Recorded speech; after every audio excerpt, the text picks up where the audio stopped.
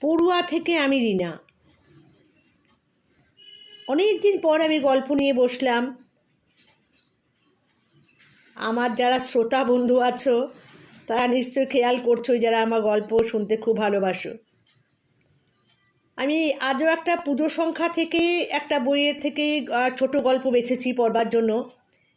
গল্পটির নাম দেবতার ভার, লেখক অমর মিত্র। আশা করি সবার ভালো লাগবে। শুরু করছি। আমি নিতাই, নিতু। নিতুরে চিনতে পারছো দাদা? লম্বা, রোগা, অপুষ্টির চিহ্ন চোখে মুখে। সে হাসছিল তার সামনে দাঁড়িয়ে। বলল, আমার মা তোমাদের বাড়ি যেত। নিতুর মাকে মনে নেই? তাই তো, নিতুর মাকে তার মনে নেই। দীপেশ মনে করতে চাইল, তার এখন 70। নিতুর মা কে? কত কথাই না ভুলে যাচ্ছে। আসলে পাড়াটাই বদলে গেছে তো। এক দরকারে সে অনাথ বাবু লেনে এসে হতবাক। 12 কি 14 ফুটের রাস্তার দুপাশে বেশ কয়েকটা বাড়ি নেই। স্কুল উঠে গেছে। স্কুলের জায়গায় বহুতল। একজনকে খুঁজছিল সে, রামপ্রসাদ। স্কুলে দপ্তরি ছিল। তার সন্ধানে নাকি গ্যারেজ আছে। গ্যারেজ, ফ্ল্যাট এসবের দালালি করে রামপ্রসাদ। তার একটা গ্যারেজ দরকার। রামপ্রসাদই বলেছিল গাড়ির গ্যারেজ আছে অনাথবাবু লেনে। রামপ্রসাদ একটা মোবাইল নাম্বার দিয়েছিল। যতবার ডায়াল করেছে, ये फैसिलिटी नहीं है इस नंबर में, মানে রিচার্জ করেনি। খুঁজতে খুঁজতে কোথা থেকে বেরিয়ে এলো নিতু। দাদা, আমাকে চিনতে পারছো না? নিতুর মাকে মনে করতে চাইছে দীপেশ। মনের ভেতরে ভেসে এসে মিলিয়ে যাচ্ছে বারবার। মনে পড়ল চৈত্রের দ্বিপ্রহর, সন্ন্যাসিনী এসে ঢুকছে তাদের ফ্ল্যাটে। মা তাকে বেলের পানা করে দিচ্ছে। রাধাবল্লভ বাড়ির বামনি। রাধাবল্লভ কৃষ্ণের মন্দিরের সেবায়িত তারা। ব্রাহ্মণ না মনে হয়। সেবায়িত হতে ব্রাহ্মণ হতে হবে কেন? নিত্য সেবা তাদের কাজ। অনেকটা মানে কাঠা 6 জমির ওপরে মন্দির। মন্দিরের উল্টো দিকে মনে হয় তাদের বাড়ি। ওই 6 কাঠার ভেতরে সব প্রাচীর দিয়ে ঘেরা ছিল, কিন্তু সেই প্রাচীর ভেঙে পড়েছিল সেই তখনই। ঠাকুর বাড়ির ভেতরে ছিল পেয়ারার গাছ, একটি আম গাছও। এত অবধি মনে পড়ল দীপেশের। কিন্তু কোথায় সেই ঠাকুর বাড়ি? কোথায় সেই স্কুল? নিতু বলল, আপনি তো এ পাড়া আসেন না। অনেক দিন বাদে এলাম। রামপ্রসাদকে চেনো? নিতু বলল। কে বলুন তো? স্কুলের দপ্তরি। স্কুল তো নেই, ওই যে দেখুন। জানি, তোমাদের ঠাকুর বাড়ি কোথায়? নিতু হাসল, বলল, নেই। ফ্ল্যাট পেয়েছি আর টাকা। আর তোমাদের মন্দির? নেই। ফ্ল্যাট হলে আর মন্দির থাকে কি করে? আসুন দাদা, আমার ফ্ল্যাটে আসুন। চেনাই গেল না কিছু, সব কিছু উবে গেছে যেন। নিতু পেয়েছে ফার্স্ট ফ্লোরের ফ্ল্যাট, দিনেও আলো জ্বলে রাখতে হয়। সে ছিল এক ভাই, দিদি ছিল তিনটি, 4 জন ভাগ্নিতে তারই হাল। কিন্তু চলে যাচ্ছে। দিদিরা ফ্ল্যাট বেচে দিয়েছে। একজন থাকে বাঁকুড়া, একজন থাকে গড়িয়া, আর একজন বারাসাত। কি করে যে টের পেল তারা! বিয়ের পরে আবার বাবার সম্পত্তিতে ভাগ নিতে এলো। নিতুর 2টি ঘর, একটি ডাইনিং কাম বসার জায়গা, 650 স্কোয়ার ফুট হবে। দীপেশের সঙ্গে আলাপ হলো তার বউয়ের। বলল, কত শুনেছি আপনাদের কথা, মা কত বলতেন আপনাদের কথা। দীপেশের হাতে সময় আছে। নিতু বলল, গ্যারেজ আমি খুঁজে দেব, আপনি আমাদের নিজেদের লোক। দীপেশ চা খেতে খেতে বলল, তোমাদের রাধাবল্লভ ঠাকুর?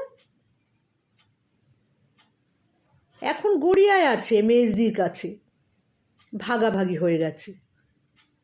ভাগাভাগি মানে? দাদা, ওরা তো মন্দির করে দিল না, ঠাকুর থাকবে কোথায়? বুঝল দীপেশ। 4 জনে 3 মাস করে রাখে। এখন আর জন্মাষ্টমী হয় না। নিতু বলল, আপনার মা আমাদের জন্মাষ্টমীতে আসতেন, আপনিও? মনে পড়ল না দীপেশের। জন্মাষ্টমী উৎসবে সে চাঁদা দিয়েছে মনে পড়ল। সে কবে এলো জানে না। নিতাই বলল, আমাদের এই বাড়িতে তো জায়গা নেই যে ওসব করব। আপনারা দাদা ভালো আছেন? আর আপনার দাদা ছিল যে? হ্যাঁ আছেন। আমি একবার জন্মাষ্টমী করব বড় করে, কিন্তু জায়গা নেই। মন্দির চলে গেল। রাখলেই পারতে, অনেক পুরনো মন্দির ছিল। সন্ধে আরতি দেখতে কি ভিড় হতো। লোভে পড়লাম। ভেবেছিলাম ফ্ল্যাট 2টো আর 8 লাখ টাকা পাবো। পেলাম না। দিদিরা ভাগ করে নিল। তখন বললাম, ঠাকুর ভাগ করে নে। এখন ভাবছি, কিছু না করলে বা কি হতো দাদা? মন্দির থাকতো, দিদিরাও তো আসতো। দীপেশ বেরিয়ে এলো একটু বাদেই। নেমে রামপ্রসাদকে আবার ফোন করলো, কিন্তু সে একই অবস্থা, ইজ নট রিচেবল। কয়েকদিন বাদে নিতাই এবার তার দরজায়। দাদা, একটা গ্যারেজ আছে, তবে পাইকপাড়ায়, বাগবাজারেও আছে। বাগবাজার পাইকপাড়ায় কি হবে? জানি আপনার হবে না, তো বলতে এলাম। বলতে বলতে নিতাই ঢুকে পড়ল। আসুক নিতাই। নিতু ঢুকতে ঢুকতে সে বলল, ছোটবেলায় কত এসেছি মার হাত ধরে, কতবার ভাত খেয়েছি এ বাড়িতে। আমি তো পড়েই থাকতাম এ বাড়িতে। আপনার মা আমারে কত ভালোবাসতো। নিতাই বসলো। বসে ফ্ল্যাটের এদিক ওদিক দেখতে লাগলো। দেখে বিস্মিত হতে লাগলো, এত বছর বাদে এসেও। বলল, আপনারা সবাই লেখাপড়া জানা মানুষ,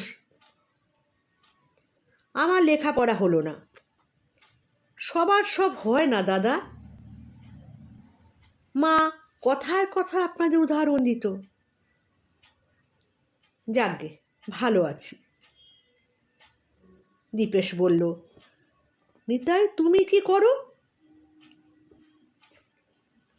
কাউন্সিলর গণেশ দা পুলিশে ঢুকিয়ে দিয়েছিলেন। কনস্টেবল হয়েছিলাম, এখন রিটায়ার। পেনশন পাও? পাই, অনেক উপায় করেছি। আমার ছেলেটা অবশ্যই তা হতে পারেনি, তার লাইন আবার আলাদা। কি করে সে? দীপে জিজ্ঞাসা করল। নিতাই বলল, ট্রাকের লাইনে কাজ করে, সারা ভারতে ঘোরে। বলে তার ঘুরতে বেশ ভালো লাগে। রাধা বল্লভীর কৃপায় তার আয় ভালোই। বিয়ে দেব বলছি, কিন্তু সে বিয়ে করবে না। বলে লরিতে লরিতে তো আর বউ নিয়ে ঘোরা যাবে না। আর কি কথা, সব জানা হয়ে গেল। নিতাই বলল, আমিও ওই কাজ করতাম। পাঞ্জাবে লরি নিয়ে একবার পাটনা, একবার ইন্দোরেও গিয়েছিলাম। কিন্তু একবার বেরোলে আবার কবে ফিরবো ঠিক নেই। বেঁচে আছি না মরে গেছি তাও জানা যায় না।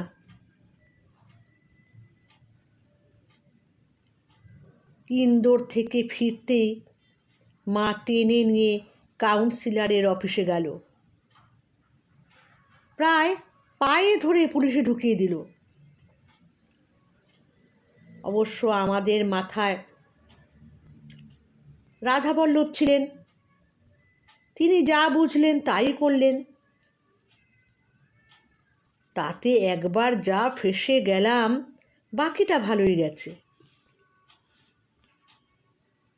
দীপেশ বলল, পুলিশের কাজ খুব পরিশ্রম সাধ্য। চোর ডাকাত খুনেদের সঙ্গে টক্কর মারতে হয়। হ্যাঁ স্যার, ঠিক বলেছেন। রাত বিরেতে রেড করতে বেরোতে হয়। এমন জায়গায় যেতে হয় সেখানে দিনের বেলা যাওয়া ঝুঁকি হয়ে যায়।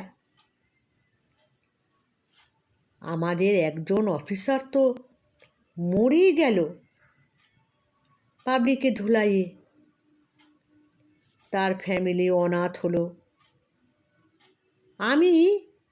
আমিও কতবার বেঁচে গিয়েছি। তাই বলো দেখি কি হয়েছিল? ওই একটা ভয়ানক লোককে ধরতে গিয়ে, সে ছিল এলাকার ডন। রেলের জমি, পাবলিকের জমি দখল করে মস্ত বাংলো করেছিল। একজনকে পিটিয়ে মারার কারণে ধরতে গিয়ে আমি বিপদে পড়ি। উফ, সে কি দিন গেছে!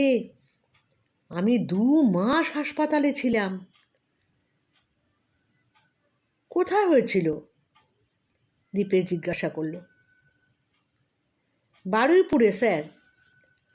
আমি তখন বারুইপুর থানায় পোস্টেড। অবশ্যই শেষ অবধি সে ধরা পড়েছিল কাকদ্বীপে। আসলে সে কাকদ্বীপের লোক ছিল। আর তারপরে আমি ফেঁসে গেলাম। ফেঁসে গেলে মানে? ও কথা থাক স্যার। আমাদের মাথার উপরে রাধাবল্লভ আছেন, তিনি সব বিপদ থেকে রক্ষা করেন। না হলে বারুইপুরে তো মরে যাওয়ার কথাই ছিল, ঠাকুর রক্ষা করেছে।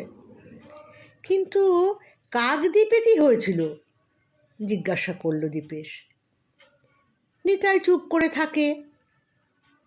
তারপর বলে, আমাদের সব বলতে নেই।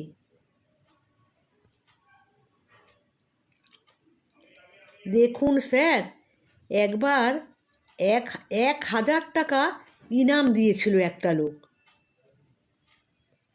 কিছুই না, তার একটা কেস আমরা মিটিয়ে দিয়েছিলাম। বড়বাবুকে কত দিয়েছিল জানি নে, আমি নিয়ে এসেছিলাম। আমাকে 1,000 টাকা দিয়েছিল বড়বাবু। চাকরির ভালো দিকও আছে, উপরওয়ালা যা বলবে করতে হবে। দীপেশের বউ এসে বসলো সামনে, চা, পাঁপড় ভাজা। নিতাইয়ের জন্য একজোড়া সন্দেশ হলো অতিরিক্ত।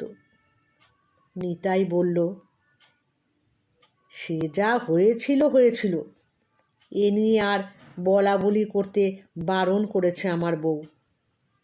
দাদা, পুলিশের চাকরি যে আমার ছেলে করেনি, একদিক থেকে তা ভালোই হয়েছে। পরিবেশটাই খারাপ, বিপদ সামনে পেছনে। পুলিশে চাকরি না করলে কি বিপদে পড়ে না মানুষ? শ্রীলতা বলল। পড়ে ম্যাডাম, লরি অ্যাক্সিডেন্ট করে, পথেই মানুষ গাড়ি চাপা পড়তে পড়তে বেঁচে যায়, আবার থেতলে মরেও যায়। আমাদের পাড়ার সুজিতদা ছেলেকে ভর্তি করতে নিয়ে গেল দুর্গাপুরে, মরে গেল অ্যাক্সিডেন্ট করে। মানুষের কত বিপদ হয়। এই যে করোনা জ্বর গেল, কত লোক বেঘরে মরে গেল বলুন দেখি। তোমার করোনা হয়েছিল? নিতাই বলল। রাধা বল্লভের দয়ায় হয়নি, তিনি আছেন বলে বেঁচে আছি ম্যাডাম। আপনাদের হয়েছিল? দীপেশ বলল, সে হাসপাতালে ভর্তি হয়েছিল করোনার সময়। নিতাই বলল, আমি জানতে পারিনি দাদা। যাকগে, সাবধানে থাকবেন। এখনো যায়নি?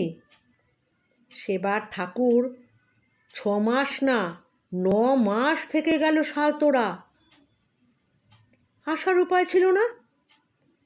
কিন্তু একটা ব্যাপার হয়েছিল, দেবতার মাহাত্ম্য।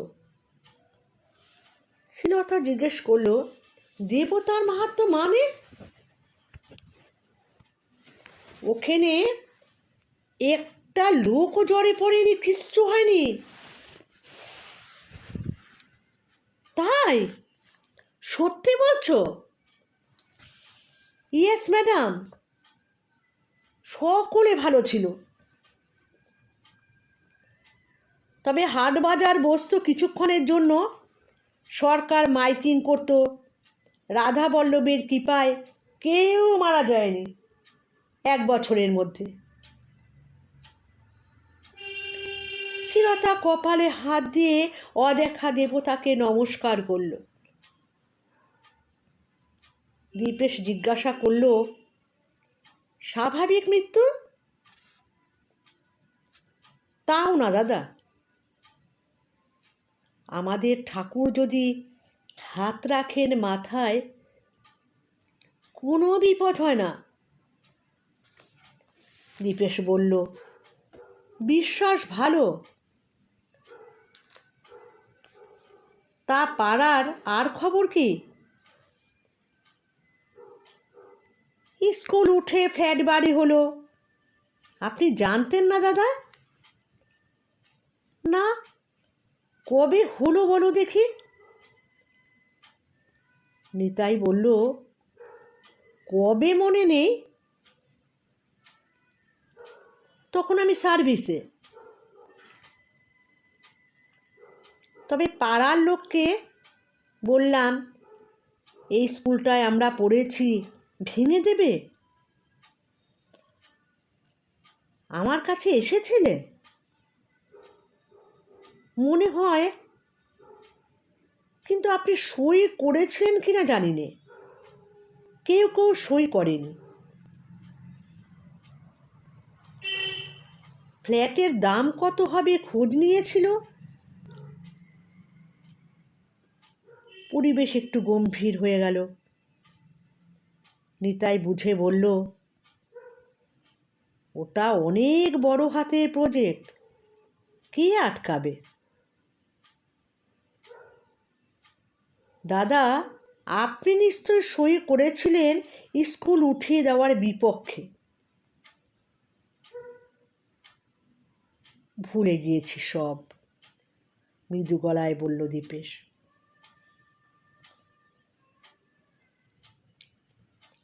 অনেক দিন দেখা নেই নিতাইয়ের, কিন্তু রামপ্রসাদ তার দরজায়, মুন্ডিত মস্তক, লম্বা ঝুলের শার্ট আর প্যান্ট পরা। রামপ্রসাদের বয়স তার চেয়ে বেশি হবে। সে চাকরি পেয়েছিল তার বাবা সুরজ প্রসাদের। লোকটা আচমকা কয়েকদিনের জ্বরে মারা যায়। তখন দীপেশ ক্লাস 10। রামপ্রসাদ দেশ থেকে এলো, প্রায় বালক অবস্থায় ঘন্টা বাজাতে শুরু করেছিল। তারপরে ক্লাসের বালকেরা বাবু হয়ে গেল।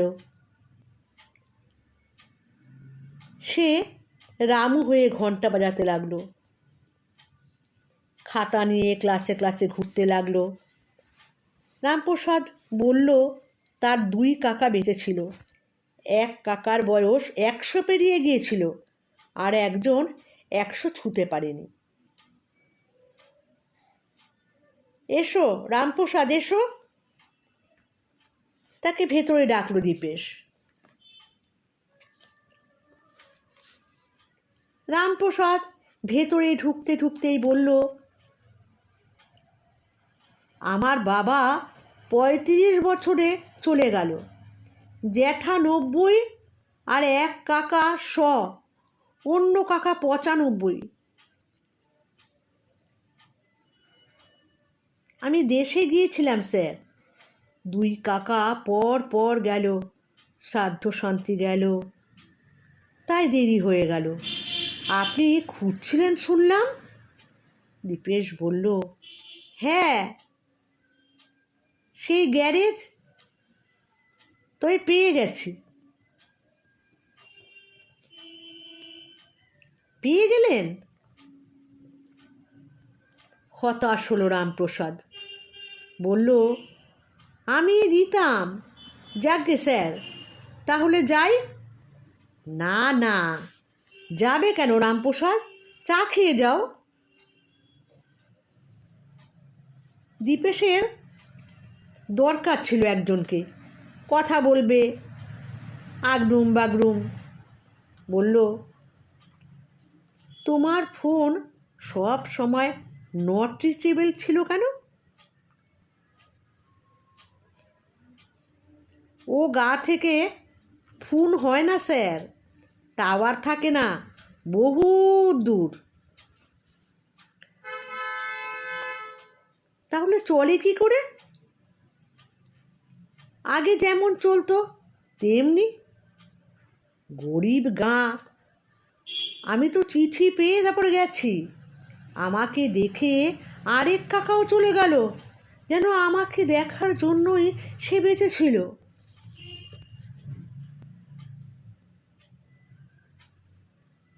রামপ্রসাদ কলকাতায় আছে বছর 55, এখন সে 70 হবে। সে কলকাতাইয়া হয়ে গেছে। বলল, স্যার, আপনার উপকারটা করতে পারলাম না। গ্যারেজ, ফ্ল্যাট সবই আমি দেখি। বসেছে রামপ্রসাদ, চারদিক দেখে মন্তব্য করল, ক্লাস 9 অবধি পড়েছিলাম, তারপর আর না। রিটায়ার হলো, পেনশন হলো, স্কুল উঠেও গেল। রাখতে পারলে না? না, চেষ্টা করলাম। ওই শালা পুলিশ, সে আমাকে ভয় দেখায়। ও ছিল এর ভেতরে। কার কথা বলছো? ওই যে, ওই নিতাই চাঁদ, নিতু আপনার ফ্ল্যাটে এসেছিল না? হ্যাঁ, কে বলল? কে আবার বলবে? সে নিজেই বলেছে। সেই তো বলল আপনি আমাকে খুঁজতে এসেছিলেন, খুব ঘুরেছেন, ফোন নট রিচেবল, আমার উপরে চোটপাট করলো, আপনার খুব পরেশান হয়েছে।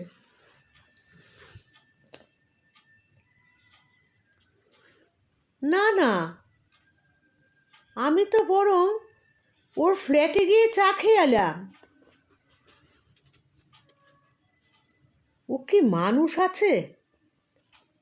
ঠাকুরকে রিফিউজি করে দিল। তার কোনো জায়গা নেই। ঠাকুরের একটা ছোট এক রুমের ফ্ল্যাট দিয়েছিল মন্দিরের মতো, আমাদের মাধব স্যার দিল। ও সেটা বেচে দিয়ে ভাগাভাগি করে দিল ভগবানকে। চুপ করে থাকলো দীপেশ। রামপ্রসাদ বলল, আমাদের স্কুল তো ওই নিতাই ফ্ল্যাট করে দিল। নিতাই প্রমোটার? না স্যার, প্রমোটার তো সেই মাধব আগরওয়াল। তাকে তো স্কুল দেখালোই নিতু। ফালতু আদমি, একটা মার্ডারার। চমকে উঠল দীপেশ। কি বলছে রামপ্রসাদ? নিতাই একটা দুটো মার্ডার করেছিল পুলিশে থাকার সময়। বহুত খতরনাক পুলিশ ছিল। আপনি জানেন না, কাগজে বেরিয়েছিল বহুত দিন আগে। ওর নাম ছিল না, লেকিন সেই মার্ডার আর পুলিশ ও ছিল। বারুইপুর যার বাড়ি ভেঙে দিয়ে গিয়ে মার খেয়ে মরে যাচ্ছিল। দীপেশ ভাবছে থামায় রামপ্রসাদকে, কিন্তু থামাতে গেল না। কেন গেল না জানে না। যে কথা বলেনি নিতাই তা শুনবে বলেই চুপ করে থাকে। ও বলে, ও আসামি পিটাই করতো থানায়। ডন ধরা পড়ল কাকদ্বীপে, আসামি পিটাই করে মেরেছিল ও। আমাকেই বলেছিল, একবার না দুবার। তোমায় বলেছিল? হ্যাঁ, বলেছিল। বলেছিল তেমন মারেও নি, তবু মরে গেল ডনটা। নিতুটা এমন হারামি যে ঠাকুর ওর চাকরি বাঁচালো, ও ঠাকুরকে বাঁকুড়া চালান করে দিল।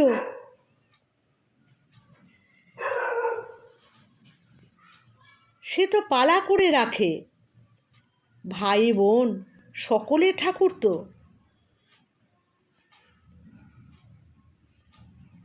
এইটা তার আসল বাড়ি, দেবোত্তর সম্পত্তি। সম্পত্তি ঠাকুরের, তুই বেচবার কে? থাক রামপ্রসাদ, আমি আর শুনতে চাই না। হ্যাঁ স্যার, আমিও আর বলতে চাই না, লেকিন ও যে 1 সাল সাসপেন্ড হয়ে থাকলো, চাকরি ফিরেই পেত না যদি না ঠাকুর থাকতেন। শালা তখন সাহেবের বাড়ি গিয়ে জুতো পালিশ করতো, জামা কাপড় কাচতো, কিন্তু ঠাকুর ওকে বাঁচালো। তা বলে কখনো বলে না যে ঠাকুরের সেবায়েত মার্ডারার। অবাক হয়ে রামপ্রসাদের কথা শুনছে দীপেশ এবং শ্রীলতা। শ্রীলতা বিড়বিড় করে বলল, ওর তো জেল হতো, চাকরি থাকতো না। আমি জানি একজনকে, ডেপুটি ম্যাজিস্ট্রেট এমন কেস মিথ্যে রিপোর্ট দিয়েছিল বলে জেল খাটলো, চাকরি চলে গেল। রামপ্রসাদ বলল, না ম্যাডাম, পুলিশের জেল হয় না। এত যে আসামি পিটাই করে, কিছু হয়? ভগবান ভি আন্ধা। থাক রামপ্রসাদ, থাক, দীপেশ বলল। হ্যাঁ থাকবে, বলবো কেন। লেকিন তখন ওর মাকে দেখেছি কাঁদতে কাঁদতে রাস্তা দিয়ে হাঁটতো, রাত ভর ভগবানের পায়ে মাথা দিয়ে বসে থাকতো। তারপর চাকরিতে বহাল হলো, ঠাকুরের জন্য সোনার চেন বানিয়ে দিল। রামপ্রসাদ সব জানে। ঠাকুর বাঁকুড়ায়, ও চেন নিজের কাছে রেখে দিয়েছে। কি আদমি আছে বলুন দেখি। এই সব কথা বলে ক্লান্ত হয়ে রামপ্রসাদ গেল। বলল, স্যারের যে কাজ দরকার হবে বললেই সে করে দেবে। আধার কার্ড, প্যান কার্ড, পাসপোর্ট, সব লাইন তার আছে। ফেলাটার গ্যারেজ তো আছেই।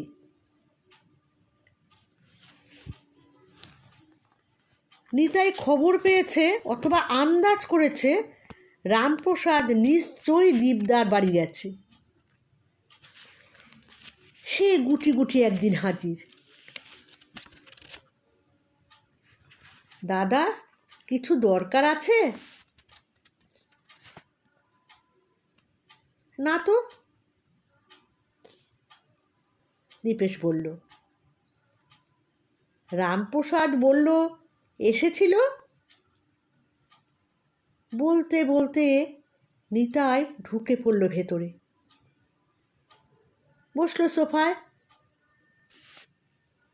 দীপেশের ইচ্ছে হচ্ছিল না কথা বলে, কিন্তু সে তো চলে যেতে বলতে পারে না। নিতাই বলছে, এই ফ্ল্যাট কত ঠান্ডা, কত শান্তির দাদা। কতদিন দুপুরে মেঝেতে ঘুমিয়েছি।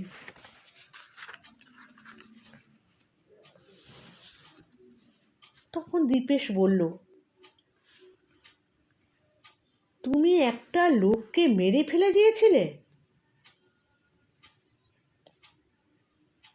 আমি? নিতাই চুপ করে থাকে। তারপর বলে, রামপ্রসাদ ওটা বলতে এসেছিল তো? ও কি সব জানে? দীপেশ বলল, কি হয়েছিল?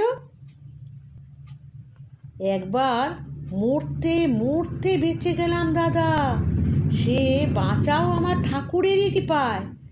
সব কথা জানতে হবে তো। তুমি তাহলে মারোনি? দীপেশের বউ শ্রীলতা জিজ্ঞাসা করল। আমি মরে যাচ্ছিলাম বৌদি, এক দল লোক ঘিরে ফেলে মারতে আরম্ভ করলো।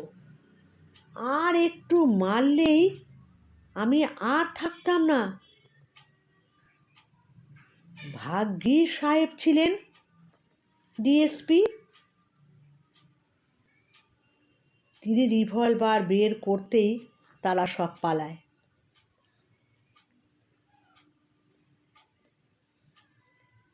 কেন মারছিল তা তারাও জানতো না, আমিও না। পরে গ্রাম শুদ্ধ লোককে তুলে আনা হয়েছিল। একটা মেয়ে ছেলে গলায় দড়ি দিয়েছিল না, তাকে ঝুলিয়ে দেওয়া হয়েছিল। তা দেখতেই যাচ্ছিলাম আমরা। চুপ করে থাকলো দীপেশ আর শ্রীলতা। তারা নিতুকে দেখে আন্দাজ করতে চাইছিল যে সে কনস্টেবলের উর্দি গায়ে পড়লে কেমন দেখাবে। ম্যাডাম, বেঁচে রয়েছি যে সব ঠাকুরের কৃপায়, আর একটু হলেই বাঁচতাম না।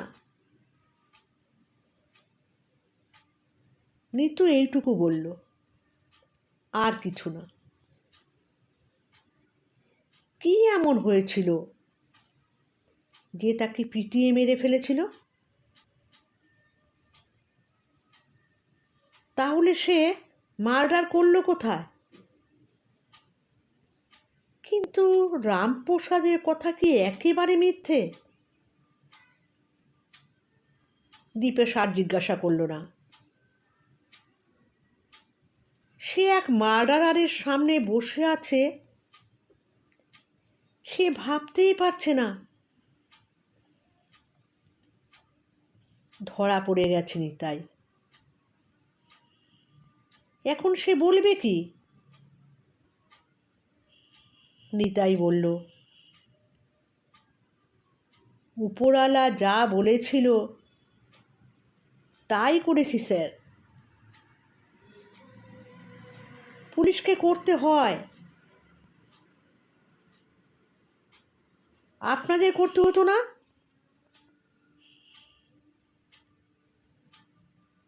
দীপেশ চুপ করে থাকে। নিতাই বলছে, হ্যাঁ, একবার হয়েছিল। যাকে মেরেছিল সে খতরনাক ডাকাত ছিল,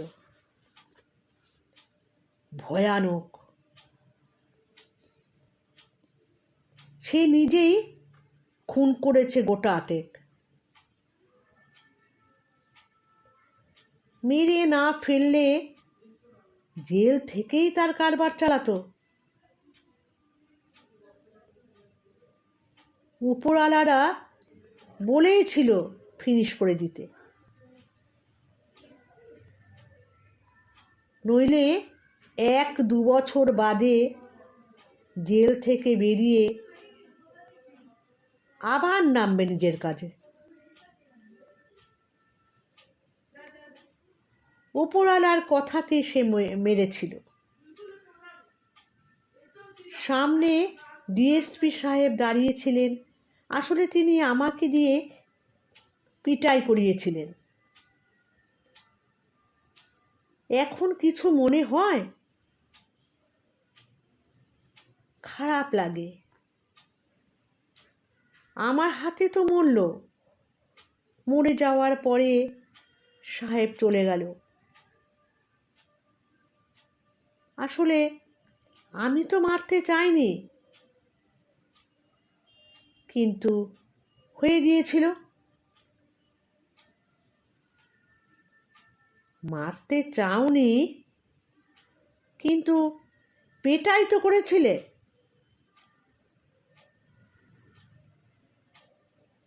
আমাকে ওই কাজ দেওয়া হয়েছিল স্যার। আচমকা গলার স্বর বদল হয়ে গেল নিতুর। বলল, আমার এইটা একটা দোষ। আমি কথা বলতে বলতে দিক হারিয়ে ফেলি। কি বলবো ভেবে যে কি বলে ফেলি। আমার বউ বলে, তুমি একদম কথা বলবে না যেখানে সেখানে।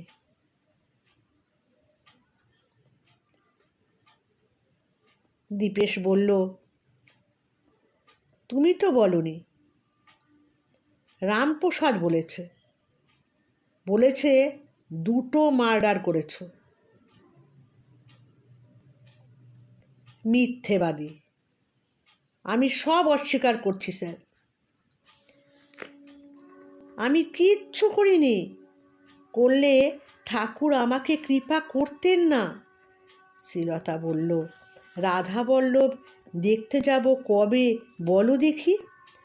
উনি আসবেন ধরুন এই ডিসেম্বর মাসে, শীতের সময়, তখন দেখতে পারেন বৌদি। শীতে কেন? জন্মাষ্টমীর সময় নিয়ে এসো। না বৌদি, এখন তো গড়িয়াতে। মে মাসে বাঁকুড়া যাবেন। উনি 3 মাস করে এক জায়গাতেই থাকেন।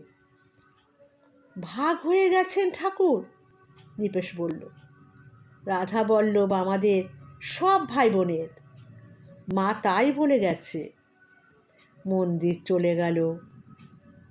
তাই তিনি 3 মাস করে একজনের কাছে থাকেন। তা বলে মে মাসে বাঁকুড়া? ভয়ানক গরম সেখানে।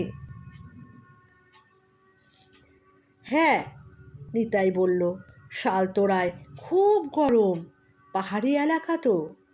কিন্তু তিনি সকলের, মানে আমাদের ভাই বোন সকলের, তাই তিনি ঘোরেন। রাধাবল্লভ থাকলে কিন্তু একটা শীতল ভাব আসে ওই সময়। ছর্দিতা বলেছে। নিতাই চলে যাওয়ার পরে শ্রীলতা বলল, সে আগে কখনো মার্ডারার দেখেনি। ডিএসপির কথায় বাধ্য হয়েছিল মনে হয়, বলল দীপেশ। এরপর অনেক দিন নিতাই আসে না, রামপ্রসাদও না। শীত এসে গেল, ডিসেম্বর মাস। এবার হয়তো নিতাই আসবে। ঠাকুর বাঁকুড়া থেকে তার ঘরে আসবেন। সে কি ঠাকুরকে দেখাতে এ ফ্ল্যাটে এসে ডেকে যাবে না? কিন্তু এলো রামপ্রসাদ। স্যার, দরকার আছে? না তো। ভালো আছো? আছি স্যার। লেকিন নিতু এটা কি করলো? কি করলো নিতাই?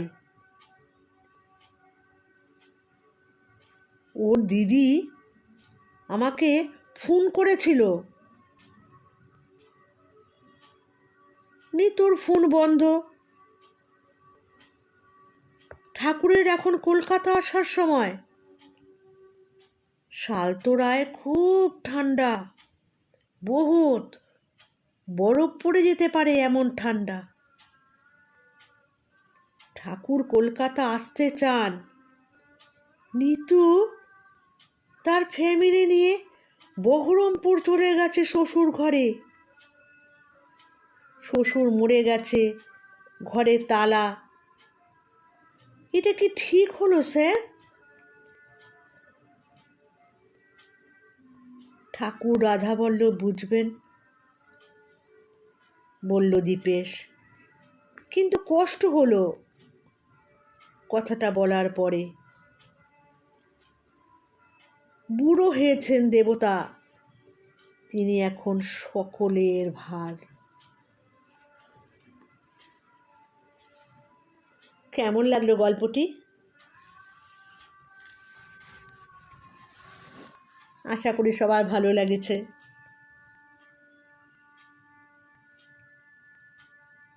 ভালো লাগলে সবাই মিলে শেয়ার করো, সাবস্ক্রাইব করতে কিন্তু ভুলো না, ঠিক আছে? তাহলে আমি আরও অনেক গল্প পড়তে অনেক উৎসাহ পাবো। আজকের মতো বিদায়, নমস্কার।